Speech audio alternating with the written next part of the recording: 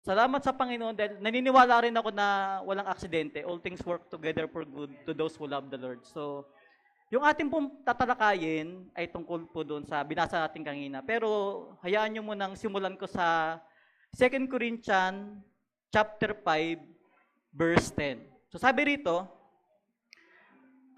Christ will judge each of us for the good or bad we do while living in this body. So tayo ay uhusgahan ng Panginoon doon sa mabuti at masama nating ginagawa habang tayo ay nabubuhay sa mundong ito. So napakalinaw po ng katuroan na tayo ay huhusgahan, susukatin, at titimbangin ayon sa mabuti o masamang ginawa natin habang tayo ay nabubuhay sa lupang katawan. Doing good is the earthly purpose of life and spiritual life even. So ito yung ating purpose. Marami ang nagtatanong at nag-iisip, bakit nga ba ako nabubuhay? Ano ba ang aking misyon sa buhay na ito? Narito tayo sa lupang katawan na ito, sa buhay na ito upang gumawa ng mabuti. So lagi nating iisipin ang ating misyon ay gumawa ng mabuti. Sabi ng Ephesians chapter 2 verse 10, tayo'y kanyang nilalang, nilikha sa pamamagitan ni Kristo Jesus upang iukol natin ang ating buhay sa paggawa ng mabuti na itinalaga na ng Diyos para sa atin noon pa mang una. Tayo ay likha ng Diyos, gawa ng Diyos, nilikha para gumawa ng mabuti. Ayon kay Kristo mismo, ayon sa katuruan at ang mabuting nating dapat gawin ay nakalaan na, inihanda noong pa mang una. Kumbaga ba, hindi pa man tayo isinisilang, nakatalaga na tayo sa paggawa ng mabuti. Amen po ba? So, know the good works, the major good works assigned for you to do by knowing and developing and using your natural strength. So, meron tayong mga kakayahan, meron tayong mga strength sa ating buhay na binigay ng Panginoon upang magamit natin. So, kailangan alamin natin, ano ba ang saysay ko sa buhay? Okay. So, ano ba ang magandang gawin ko na naka-assign sa akin? Kasi, makikita natin, at malalaman lang natin kung anong naka-assign sa atin kung alam natin kung ano ang ating mga talent. Okay. So, ano ba ang likas na galing at husay na meron ako? Sapagkat kung ano nilikha ng Diyos na gawain para sa akin, noon pa man, nilikha niya yon para maging kaya at kayanin natin gawin ang gawain na yon. Ibig sabihin, kung ano man yung purpose na ibigay sa'yo ng Panginoon nung una pa man, Biligyan na tayo ng Panginoon ng kakayahan para magawa natin ng mga bagay na yon. Naintindihan po ba? Nasusundan. So pag di nyo sabihin nyo lang po. Kasi mahirap po talaga. Ako talaga, sabi ko nga dati, apakahirap talaga ang magsalita. Kasi habang nagsasalita ka, bumabalik sa'yo eh. Sabi nga ni James, di ba, huwag hangarinin naman na maging tagapagturo ang ilan sa inyo sapagkat alam nyo bilang mga tagapagturo, mas higit ang inyong pananagutan. So yun, parang naging ano ko lang yung pamantayan ko sa kaya nung mga naunang mga panahon, talagang iniiwas ako na ano kasi hirap talaga magsalita bilang tagapanguna na mag-share ng Word of God. So marami mga tao ang tinatanong, ano ba ang papel ko sa buhay? Ano ba ang pinakamaganda kong gawin? Siguro, hindi lang kayo nag-iisa sa mga tanong na yun. Kasi ako man natatanong, ano ba yung purpose ko sa buhay? Ano ba yung role ko? Hindi dapat tayo tumingin sa malayo. Tingnan natin ang ating mga sarili. Paano ba tayo nilikha ng Diyos? Ano ba ang mga natural nating mga hilig? Na pag ginagawa natin, masaya tayo. Pag ginagawa natin, masaya naman ang iba na ginagawa natin ng mga bagay na yun. So, nagiging maganda naman yung bunga. Mabuti, hindi lamang sa akin, kundi nakabubuti, lalong higit sa nakakarami. So, at pag titingnan natin ang ating mga natural na talento, yung ating mga galing, yung mga likas na husay natin, malalaman natin kung ano at para saan nga ba tayo nilikha ng ating Panginoon. Saang mga gawain o kaya saang mga misyon tayo tugma. Kaya marapat na alamin, kilalanin natin ang ating mga natural na talento na ibigay ng ating Panginoon at igalang din natin yung mga natural talent ng iba. Kasi ako naniniwala, may iba-iba tayong mga kakayahan, may iba-iba tayong mga talentong ibigay ng Panginoon bawat isa sa atin na magagamit natin para sa kanyang gawain. Kasi iba-iba yung husay at saka galing ng bawat isa sa atin. Ako naniniwala, walang magkakaparehas na talent na ibigay ng Panginoon. Kaya nga, dito rin sa Biblia, inalintulad tayo sa katawan ng Panginoon na iba't ibang bahagi na may iba't ibang mga layunin o kaya purpose. Amen po ba? Ayun. So, wag natin, kaya nga, sabi rito sa ating pinag-aaralan, matuto rin tayong igalan yung talent ng iba. Huwag natin silang piliting bigyan ng mga roles to play. Huwag natin silang bigyan ng mga assignment na di naman talaga likas para sa kanila. At hindi totoo sa kanilang mga pagkatao. Bakit? Pagka lang tayo nagiging totoo sa ating mga sarili, kung paano tayo nilikha ng Diyos, doon lamang tayo nakalilikan ng mga bagay na tunay na mahuhusay at magagaling. Kasi naniniwala ako may kanya-kanya tayong husay at galing na ibigay ng ating Panginoon na kung gagamitin lamang natin sa kanyang layunin, talagang doon tayo mag-excel. Amen po ba? Ayun. Doing good is a sign of faith. Yung paggawa ng mabuti, gaya nga ng mga pinag-aaralan natin, isang katibayan lamang yan ng pananampalataya natin sa ating Panginoon. It is a sign of godliness, is a sign of belongingness to God. So, yung paggawa ng mabuti talagang nakaakibat yan sa ating pananampalataya. Habang may mga tao na gusto nilang ipagsiyawan yung kanilang mga pananalig sa Panginoon sa pamamagitan ng kanilang mga kasuotan. Di ba may mga tao talagang, especially nung mga nakaraang mga season, di ba, nung mahal na araw, talagang, may mga tao talagang literal na hindi lamang nagsusuot ng mga kasuotan na para ipakita sa buong mundo yung kanilang pananampalataya sa Panginoon, pagsusuot ng kanilang mga costume at iba't ibang mga palamuti sa katawan upang ipaghiyawan ko kung ano ang kanilang pananalig sa Panginoon sa pamamagitan ng mga dinidikit nila sa kanilang mga kotse, mga nakakwadro sa kanilang mga bahay. Pero sinasabi dito ng Biblia na ang tunay at pinakamahusay na patotoo at patunay kung ano ang ating pananalig sa ating Panginoon ay sa pamamagitan ng ating mga gawa. So sabi ng James chapter 2 verse 18, ngunit may nagsasabi, may pananampalataya ka at may gawa ako.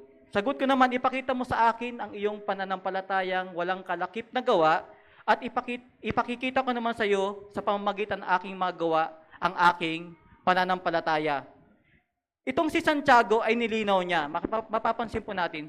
Sabi kayo ng sabi na may pananalig kayo, pananalig. Tapos wala naman kayong magandang gawa. Sabi niya, paano pwedeng mangyari yun? Paano mong ipapakita sa akin ang iyong pananalig kung wala ka namang gawa? Ako, sabi ni Santiago, ipapakita ko sa iyo kung ano ang aking pananalig, kung kanino ako nananalig, sa pamamagitan ng aking mga gawa. Hindi nadadaan yan sa mga kiyaw-kiyaw, hindi nadadaan yan sa mga dal-dal-dal-dal, yung pananalig natin sa ating Panginoon.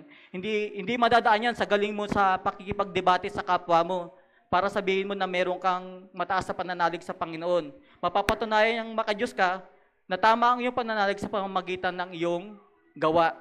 Okay po. So, doon tayo nagkakatalo.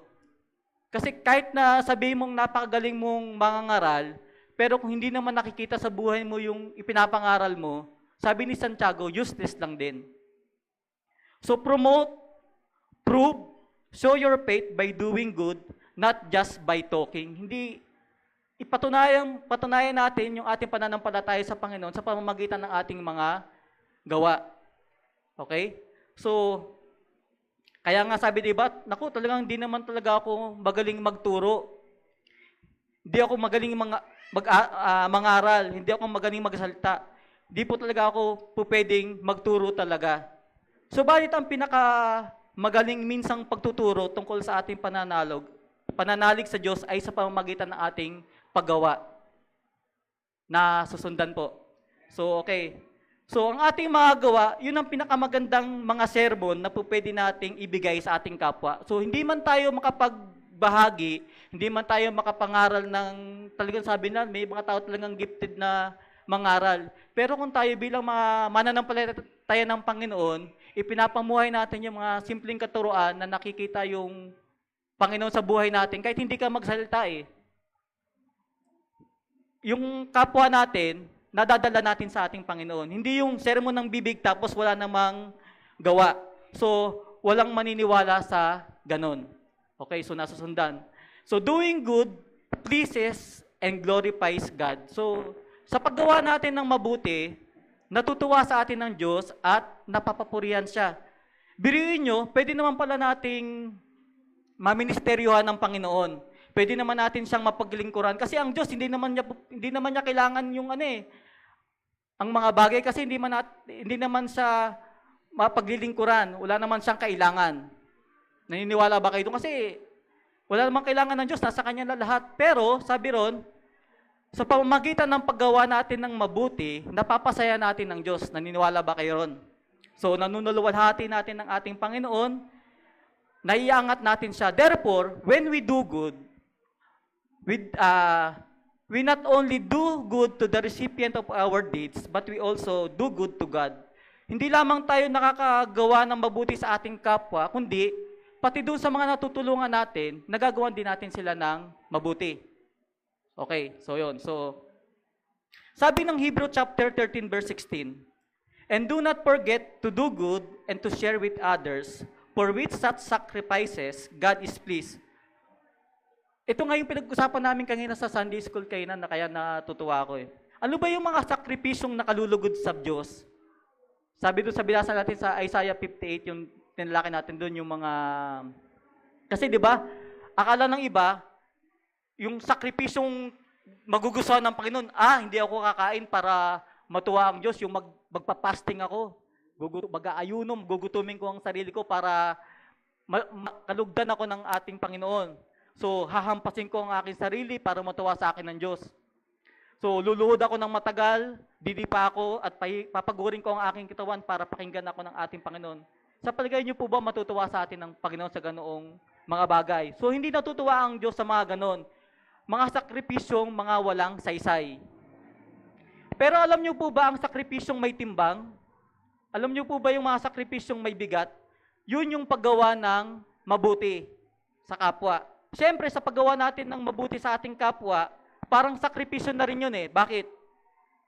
Sana nagpapahinga ka na, pero naglilingkod ka pa. So, ito maintindihan ng mga naglilingkod sa Panginoon, na sahip na yung time mo, ilalaan mo na lang sa pahinga mo, pero gagawin mo pa yung ginagawa mo, hindi para sa sarili mo, kundi para sa Panginoon yun eh. So sana kinakain mo na lamang, pero hinati mo pa, ibibigay mo pa ito sa iyong kapwa. Sana ikaw na lang yung nag-e-enjoy pero ibigay mo pa ito sa iyong kapwa. Yung mga ganun daw po na sakripisyo, yun daw po yung mga sakripisyong mayroong saysay. Yun daw po yung mga sakripisyong ikinakatawa ng Diyos. Bakit? Dahil alam nating mahal ng Diyos yung mga lahat ng tao, kapag busog na busog daw tayo at may nagugutom na kapwa natin at hindi mo binigyan, ikinalulungkot daw yun ng Diyos. So, paglampas-lampas daw po sa ating mga pangangailangan yung ating mga pananalapi at meron daw tayong mga kaibigan, meron daw tayong mga kakilala at meron daw tayong mga kapatid na nangangailangan tapos hindi raw po natin binigyan, dinaramdam daw po yun ng ating Panginoon. Kaya nga, para mo siya pasayahin, tumulong ka sa iyong kapwa dahil mahal niya ang kapwa natin na tinutulungan natin. So, nasusundan po ba yung point? Iano ko sa inyo yung ano. So sabi ng Matthew chapter 5 verse 16, "In the same way, Jesus says, let your light shine before others that they may see your good deeds and glorify your Father in heaven." So, gusto pala nating luwalhatiin ng Diyos. Sino ba sa atin dito ang gustong lumuwalhati sa Panginoon? Di ba lahat naman tayo, ang goal natin, mapasaya, mapapurihan at maluwalhati natin ang ating Panginoon.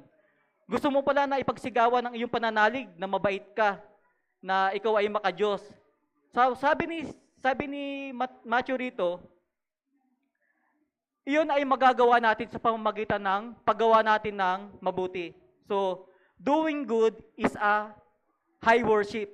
So, isa sa pinakamataas na uri ng pag-worship natin sa ating Panginoon, yung paggawa ng mabuti. So, sana bear with me. So, hindi lamang sa pagtataas ng ating mga kamay, kasi akala ng iba, nag-worship sa Panginoon sa pamagitan lamang ng yung pagtataas ng mga kamay.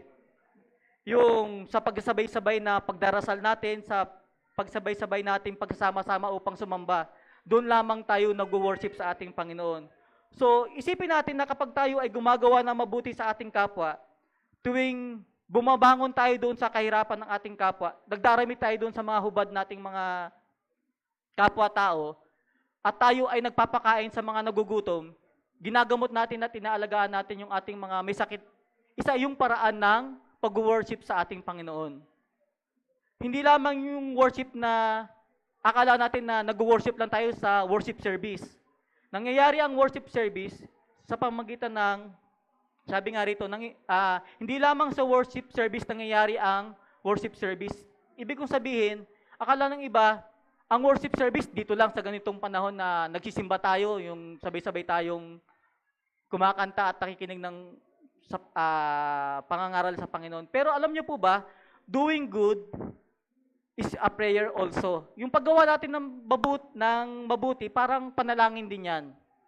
Hindi lamang sa pagdarasal, sa pagtitiktok ng mga kamay at pag-usal lang mga dalangin, nagdarasal lang tao. Pag gumagawa daw po tayo ng mabuti, para na rin tayong nagdarasal. So, yun ang tinatawag na prayer in action. So, at yung pagpupuri sa Diyos, sasabihin natin, Hallelujah, praise be to God, purihin ng Diyos, Diyos namin, pinupuri ka namin. Alam nyo po, hindi lamang sa pagsasalita ng ganoon tayo nagpupuri sa Diyos. Akala kasi ng iba, yung pagpupuri parang ganun lang, nagsasabi ka lang ng mga pagpupuri sa Panginoon. Pero, kung meron daw tayong tinapay na hinati at ibigay mo sa yung kapatid na nagugutom mo, kaya sa kapwa mo na nagugutom, isang uri na raw yun ng pagsamba sa ating Panginoon. Tuwing meron tayong mga damit na ipinamigay mo sa mga nangangailangan tulad ng mga nasalanta, isang uri na rin yun ng pagsamba sa ating Panginoon. Tuwing meron kang ginawang pagtitiis para merong guminhawa, yun ay isang praise and worship na rin sa ating Panginoon. So wag nating akalain na sumasamba lamang tayo sa Panginoon from 9 a.m. ng umaga hanggang alas 12 ng tanghali tuwing linggo. Kasi bakit? O, saan ka pupunta? Ay, pupunta ako sa church, mag-worship. Sabi, well, maganda yon na may ganun tayong ginagawa. Pero kung yun lang daw po yung worship natin sa buong sanglinggo, kulang yon. Bakit?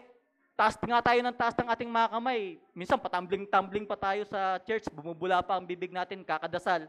Pero pagkatapos naman daw nun na ginagawa natin yung mga bagay na yon, wala naman daw tayong ginagawang mabuti sa ating kapwa. Sa palagay mo ba meron daw pong mabuting maibubong ngayon? Kasi may mga taong ganun, talagang kung mag-worship sa Panginoon, todo bigay, talagang taas ang mga kamay. Pero kung hanggang doon lang daw yung worship na alam natin, pagkatapos nun wala na tayong ginagawang mabuti after nun, so wala pa rin daw pong saysay yung mga ginagawa natin na yon.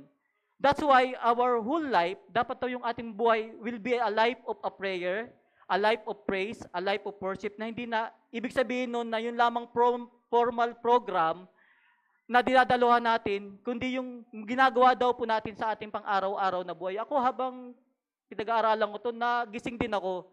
Kasi minsan talagang pag ginawa mo yung isang bagay, timidigas yung puso natin, yung parabang, totoo naman may, kasi diba, yung pagtulong mo sa kapwa, huwag kang magbibigay sa mga pulubi kasi, diba, may batas tayo na pag nagbigay ka sa ganyan, may DSWD din na dapat tumulong. Doon ka tumulong sa mga agency na tumutulong sa kanila.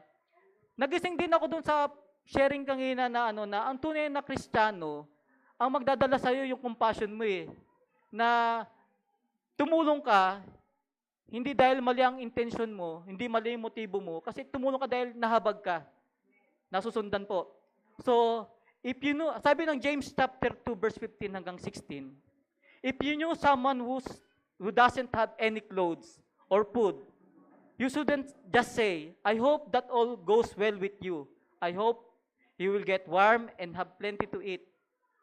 What good is it to say this unless you do something to help? So sabi ni Santiago, sabi niya doon sa mga nagsasabi ng sabi ng ganun, ang galing-galing natin magsabi. O sige, nagugutom ka pala, ipag-pray na lang kita. Kasi ganun yung madalas nating excuse sa mga tao na nangangailangan. O sige, may sakit ka pala, ipag-pray na lang kita. Nawa, bigyan ka ng Panginoon ng kailangan mo sa buhay. Sabing ganun. So alam niyo po ba, bulaklak lang daw po yun ng labi. Na walang saysay yung mga bagay na yun hanggang hindi pa tayo tumutulong talaga. So, kailangan may ginagawa ka, hindi lamang sa bibig, at lalo namang napakaraming tao sa ngayon, di ba, napakadali nating maka-excuse sa pangangailangan ng ating kapwa. Ending mo lang na sabihin mo sa kapwa mo, sige, ipagpipray kita. Idarasal ko sa Panginoon na ma-provide yung pangangailangan mo, tapos tatalikod ka na. Tapos na yung kwentuhan, wala ka ng pananagutan kasi ang sabi mo, sige, pagpipray na lang kita, yun na yung tulong ko sa'yo. So, sinasabi ditong malinaw ni Santiago, kulang daw yung mga bagay na yun kung yung pagtulong natin sa ating kapwa ay hanggang sa dila lang, hanggang sa pagkasabi lang natin doon sa kanila. So, amen? So, sabi nga rito, you don't really help until it hurts. Hindi ka talaga tunay na tumutulong hanggang hindi ka nasasaktan. Ano ibig sabihin dito? Talagang yung pagtulong, minsan may ibibigay ka na, kumbaga para sa iyo, sabi ko nga, yung pagkain, yung ikaw na yung mag-i-enjoy, pero dahil mahal mo yung pagtulong mo sa kapwa, kahit na ikaw na yung kumain, hinati mo pa para sa ay mapakain, nasusundan. So wag tayong masanay sa pananampalataya sa bibig, dapat masanay tayo sa pananampalataya natin sa ating mga gawa. So, doing good is commanded. So, alam niyo po ba yung paggawa ng mabuti, utos ito sa atin ng ating Panginoon. Kaya nga sabi ng Mark chapter 12 verse 31, love your neighbor as yourself. There is no commandment greater than this. The other one, of course, is love God. Okay? So, alam niyo po ba na yung pag-ibig is a verb. It's not only a noun. Kung titingnan natin, love is action, not only idea. Kasi akala ng iba, yung pag-ibig, ano lang yan idea lang yan. Pero ang tunay na pag-ibig ay gumagawa ng mabuti. Amen po ba? So, and Jesus commanded His people to love, which really means to do good with others. Ang Panginoon, inutusan niya yung kanyang mga alagad na gumawa ng mabuti sa pamamagitan ng paggawa ng mabuti sa kapwa. Kaya nga, yung tunay daw na pag-ibig, hindi ito nag-accuse, hindi ito nag-judge, hindi ito nag-oppress ng iba. Okay? So, ano ba dapat natin ginagawa sa ating kapwa? Dapat lagi natin silang gawa ng mabuti, hindi yung papaano ko ba siya i-convert. Kasi ang madalas nating, siguro, sa ibang mga nakagis na natin, di ba, ang madalas na gusto nating i-convert yung ating kapwa, kung paano ba yung doktrina nila, dapat maging doktrina, yung doktrina natin, dapat umayon sila sa doktrina natin. So, paano ko i-convert ang utak nito para ang doktrina niya ay sumunod sa doktrina ko? Yun ang ibig ko sabihin. So, kung gusto mong gawan siya ng mabuti, gumawa ka ng mga practical na bagay na mapapagaan ang kanyang buhay at pakatutulong daw sa kanya. So, yung pinakasimpleng paggawa ng mabuti sa ating kapwa, yung mga practical na mga bagay. So sabi rito, this is a command of God. So, check our obedience. So, hirap naman na nagsasabi tayo na meron tayong pananampalataya sa Panginoon, pero hindi naman talaga nakikita sa ating mga gawa. So, kadalasan nga sa pagsisiksik natin sa ating mga doktrina sa ating kapwa, sa pagpipilit natin i-convert yung kanilang mga pag-iisip sa pananaw natin, nagiging unkind pa tayo sa kanila. Di ba minsan, nakakapagsabi pa tayo ng mga bagay na hindi nila nagugustuhan, nasasaktan natin ang kanilang mga damdamin, nalalait natin sila, at kung minsan, kapag hindi sila nakikinig sa atin, itinatakwil natin sila, iniitsapera, ginagantihan at tinitikis. Kabaliktaran dito sa tinuturo sa atin ng ating Panginoon. So, wala man dito sa church natin, pero may mga ganun, na kapag hindi nila na-convert yung kanilang mga sinisiran, talagang nakakatanggap sila ng mga hindi magandang mga salita. So do not love is to sin. Kapag hindi pala tayo nagmahal, ito ay kasalanan. Bakit? Kasi sabi nga rito, because to love is commanded. Inutusan tayo ng Panginoon na tayo ay magmahal. And that is the law of Jesus. Sabi nga, this is the highest law. Love God and love others. So if you don't love and don't do good sa ating kapwa, binibreak natin ang highest law ng Panginoon. So kahit sinusunod pa daw natin yung mga mumunting law ni Moses, kung paano natin ginugupit yung ating mga buhok, kung paano natin kinakain yung mga pagkain, anong kulay yung mga isinusuot natin, kasi may mga ganon na mga paniniwala na may mga batas silang sinusunod na kailangan ito yung gagawin mo, ito yung mga pananamit mo na dapat suotin. Kung ilang beses ka nagdarasal, kung ano ba yung version ng Bible na ginagamit mo, kahit daw obedient natin sa mga bagay na yon, pero wala naman daw tayong mabubuting ginagawa, yun daw po ay baliwala. So, doing good is exemplified by the Lord Himself. Ipinakita talaga na ni Jesus mismo yung mabuting halimbawa, yung pamumuhay na ibigay ng ating Panginoon. So sabi ng Acts chapter 10 verse 38, God anointed Jesus of Nazareth with the Holy Spirit and power, and He went around doing good